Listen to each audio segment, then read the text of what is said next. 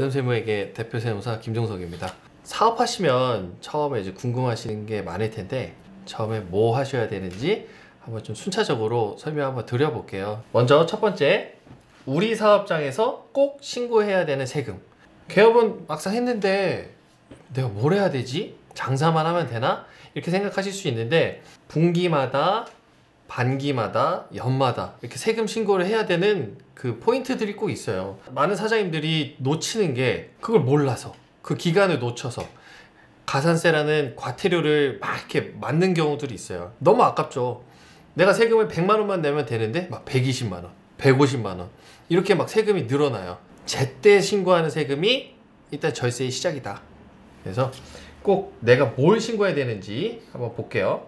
부가가치세는 굉장히 중요한 세금이에요. 물론 뭐 부가가치세를 면제시켜주는 업장들도 있어요. 뭐 학원, 뭐 병원 이런 경우에는 부가가치세를 면제시켜주지만 일반적으로 대부분의 사업장은 부가가치세를 내게 돼 있어요. 보시면 이제 업장에 따라서 간이가세자가 있고 일반 가세사 업장이 있어요. 그리고 이제 아까 잠깐 말씀드린 면세사업자 표에 보면은 간이가세자는 매년 1월 25일에만 부가가치세를 한 번 신고하면 돼요. 일반 과세사업장은 매년 1월 25일 그리고 하반기 7월 25일 이렇게 부가세를 2번 신고하게 돼 있어요. 면세사업장은 부가세 신고는 안 하셔도 돼요. 근데 2월 10일 날 면세사업장 매출 현황 신고라는 걸 꼭 하셔야 돼요. 오른쪽 표에 보시면 이제 종합소득세라는 게 있어요. 종합소득세는 매년 5월 31일에 이제 신고하는 세금이 종합소득세예요. 그리고 제가 밑에 당구장 표시 하나 남겨놨죠? 사업장에서 직원 등 인건비가 지출되면은 그거는 매달 신고하셔야 돼요. 그래서 보통 세무사 찾는 이제 포인트가 인건비 나가기 시작할 때 내가 뭔가 매달 신고를 해야 되는데 이거를 장사하시고 사업하시다 보면은 매번 하시기가 힘들잖아요. 그래서 그때 보통 세무사 많이 찾으세요. 두 번째, 사업에 사용할 계좌를 국세청에 등록하자. 사장님께서 오해하시는 게 세무서에서 사업자 등록증을 받으셨어요. 이제 사업을 하셔야 되니까 은행을 이제 가세요. 사업용 계좌라는 걸 개설을 하시는데 그렇게 써 있죠.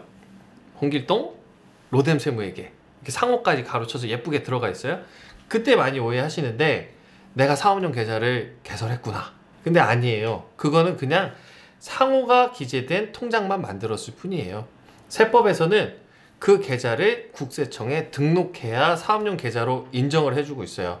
그렇기 때문에 꼭 사업용 계좌를 국세청에 등록하셔야 돼요. 이걸 안 했을 때 가산세가 발생해요. 내가 만약에 사업용 계좌를 국세청에 등록을 안 했어요. 근데 매출이 발생했어요. 그러면 매출의 퍼센트로 가산세가 발생하기 시작해요. 다음의 경우 꼭 사업용 계좌를 이용해야 합니다. 첫 번째 보시면 매출은 사업용 계좌로 꼭 입금이 되어야 돼요. 세법에서 써놨어요. 내가 수익 사업을 통해서 돈을 벌었으면 사업용 계좌에 돈이 입금되어야 된다. 잘못 받는 경우도 가끔 있어요. 내가 지금 계좌를 2개를 쓰고 있는데 하나는 내 개인 계좌고 하나는 사업용 계좌예요. 만약에 다른 분들이 잘못 넣었어요. 여기다가 내 개인 계좌에. 그러면 사장님이 여기에 다시 입금해 주시면 돼요. 그리고 인건비 지출, 임차료 지급은 사업용 계좌로 꼭 출금이 되어야 돼요. 받은 돈도 사업용 계좌를 써야 되지만 내보내야 되는 돈도 사업용 계좌를 써야 된다는 거예요. 이 세 가지 포인트는 꼭 사업용 계좌를 쓰게 되어 있어요. 홈택스가 이제 국세청에서 운영하고 있는 인터넷 사이트인데 국세청이랑 홈택스는 같은 의미라고 보셔도 괜찮아요. 등록하실 수 있어요. 사업용 계좌를 제가 친절하게 블로그에 사진으로도 담아뒀으니까 참고해서 보시면 될 것 같아요. 그리고 로뎀세무에게 이미 세무대행 업무를 맡기고 계시면은 저희가 시기에 맞게 다 사업용 계좌를 세무대리인으로서 등록을 해드리고 있으니까 이 부분 걱정 안 하셔도 돼요. 로뎀세무에게. 3번, 사업에 사용할 카드를 국세청에 등록하자.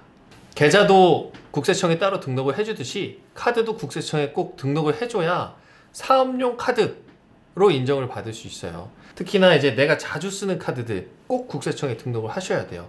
내 상호가 찍힌 카드를 발급을 받았다. 이게 사업용 카드다. 난 이거를 쓰면 되겠구나 라고 생각하실 수 있는데 개인 사업자라면 꼭 카드를 국세청에 등록을 하셔야 돼요. 그래야지 국세청에서 이 카드가 진짜 사업용으로 쓰는 거구나 라고 인정을 해줘요. 그렇기 때문에 꼭 국세청에 사업용 신용카드 등록을 하셔야 되고요. 그리고 이 카드 영수증은 적격증빙으로 국세청에서 인정해주는 굉장히 중요한 항목이기도 하고요. 체크카드도 가능합니다. 사업용 카드는 별도로 발급받을 필요 없이 기존에 사용하던 카드를 국세청에 등록해 사용해도 괜찮습니다. 사업용 카드를 꼭 새로 발급받아야 되는 건 아니에요. 내가 혜택이 좋아서 기존에 쓰던 카드들 있죠? 기존에 내 이름으로 발급받았던 카드들 국세청에 등록하시면 자연스럽게 사업용 카드로 인정받을 수 있습니다. 블로그에 사업용 카드 등록하는 방법 제가 남겨놨는데요. 마찬가지로 저희 로뎀 세무회계 사무실에 세무대리 업무 맡겨주시면은 다 세무대리인 자격으로 저희가 대리 신청해드리고 있습니다. 세금 아껴드려야죠. 네 번째, 세법에서 요구하는 영수증을 꼭 수취하자. 세법에서는 내가 비용을 지출했으면 이런 영수증을 받아라 라는 항목을 정해놓고 있어요. 이 영수증을 받아줘야 우리가 부가세 때 매입세액공제라는 것도 받을 수 있고 소득세, 너무 어려우면 결과적으로 내가 세금 아낀다. 이 영수증을 못 받으시면은요 가산세가 발생할 수 있어요. 그렇기 때문에 내가 돈을 썼다, 사업과 관련해서 돈을 썼다, 그러면은 꼭 이 영수증을 받아주시는 게 좋아요. 첫 번째, 세금계산서. 세금계산서를 받아야 되는 대표적인 항목은 임차료. 사업하시다 보면 임차료가 참 많은 비중 차지하죠. 근데 그거에 대해서 비용 처리 못한다, 부가세 공제를 못 받는다, 그럼 참 아까운 거예요. 그렇기 때문에 임대인분한테 꼭 세금계산서 요청하시면 좋아요. 근데 이제 간혹 가다가 임대인분이 간이가세자이시거나 사업자 등록증이 없는 경우도 있어요. 이런 경우에 사실 받을 수가 없죠. 그런 경우에도 비용 처리는 할 수 있어요. 저희 1편, 로뎀 세무회계 1편 보시면 다 확인 가능하세요. 그 외에도 음식점 하시는 분들은 이제 식재료 이제 사실 때, 아니면 이제 제조업 하시는 분들은 제조 활동과 관련해서 사시는 원재료 등이 이제 대표적이겠죠. 사업을 위해서 사시는 뭐 이런 책상, 의자 이런 경우에도 다 세금 계산서 요청할 수 있어요.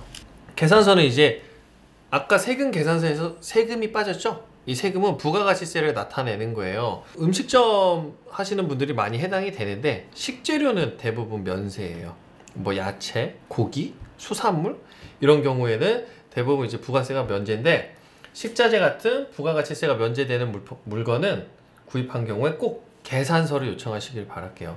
농수산물센터 이런 데 큰 데 가셔가지고 물건을 사시는데 그런 경우에 거래명세표라는 영수증을 끊어주시거든요. 근데 그거는 영수증이 아니에요. 그 물건을 사신 곳에 계산서 하나 꼭 끊어주세요 이렇게 요청하시는 거 굉장히 중요합니다. 카드를 못 쓰는 경우도 가끔 있죠. 뭐 내가 주머니에 현금밖에 없었다, 그러면 간혹가다 이제 현금을 쓰시게 되는데, 사업 초기에 이제 많이 헷갈려 하시는 게 직장생활 하셨던 분들 대부분 현금 영수증을 내 핸드폰 번호로 발급을 받아요. 그러면 이거는 사업용으로 체크되기가 어려운 경우가 많아요. 항상 내 사업자 번호 10자리 외우고 계시다가 현금으로 물건 사셨으면은 저 현금 영수증 끊어주세요, 그리고 저 사업자예요, 이렇게 꼭 얘기를 하셔서 지출 증빙용 현금 영수증을 꼭 수취하시면 돼요. 이런 경우에는 핸드폰 번호가 아니고 사업자 번호 10자리를 입력하게 되어 있어요. 이렇게 해서 받아주시면 됩니다. 5번, 직원 인건비가 지출된다면 꼭 신고하자. 사업장에서 정직원을 채용하거나 아르바이트생을 이제 고용을 했어요. 그러면 이제 인건비가 나가기 시작하죠. 그럼 이제 여러 가지 문제가 이제 발생해요. 4대 보험부터 시작해서 그 인건비 세금 신고 여러 가지 이슈가 발생하는데 하시는 게 좋아요. 꼭 하시는 게 좋아요. 아르바이트생도 인터넷이나 뭐 이런 온라인 매체 등을 통해서 여러 가지 정보들을 습득하다 보니까 4대 보험 가입이 안 됐다, 뭐 여러 가지 노무 이슈들이 해결이 되지 않았다, 이런 이유들로 고용노동부를 찾아오거나 세무서를 찾아가는 경우들이 많이 있어요. 인건비가 지급이 되면은 이제 급여 지급 후에 다음 달 10일까지 세금 신고, 4대 보험 처리를 다 해줘야 돼요. 사실 이 내용은 너무 어려워요. 그래서 사장님들께서 참 항상 애먹기도 하고, 우리 시급 계산을 어떻게 해야 되냐, 세금 신고를 어떻게 해야 되냐, 4대 보험은 얼마가 나오냐, 이런 것들이 궁금하기 시작하신데 이거는 사실 전문가의 도움을 받으시는 게 좋아요. 로뎀 세무회계. 6번, 같이 일하는 가족이 있다면 인건비를 별도로 측정하자. 저도 사업 초기 때 우리 아내가 어려우니까 저 많이 도와줬어요. 그리고 이제 월급 줬거든요. 그런 경우에 저는 월급 처리를 했어요. 배우자임에도 불구하고. 요즘은 너무 고임금 시대가 되다 보니까 가족끼리 일하는 사업체가 참 많이 있어요. 만약에 우리 부모님이 퇴직하시고 우리 사업장에서 단순 업무, 청소, 뭐 이렇게 문서 파기 이런 것들을 이제 도와주시고 나는 용돈이라 생각했지만 일종의 월급을 계속 반복적으로 지급을 한다. 이거 다 비용 처리 가능해요. 대신 세금 신고 꼭 잘 하셔야겠죠? 여러 가지 형태로 신고를 할 수 있어요. 세금 절세할 수 있는 방법도 많이 있고 그 신고 가액을 조금씩 조절해 가면서 한다면은 정말 진짜 절세 방식이 될 수 있으니까 우리 사업장에 가족이 일한다. 요거 국세청에서도 요즘 다 인정해주는 케이스거든요. 그렇기 때문에 꼭 신고하셔서 절세하시기 바랍니다.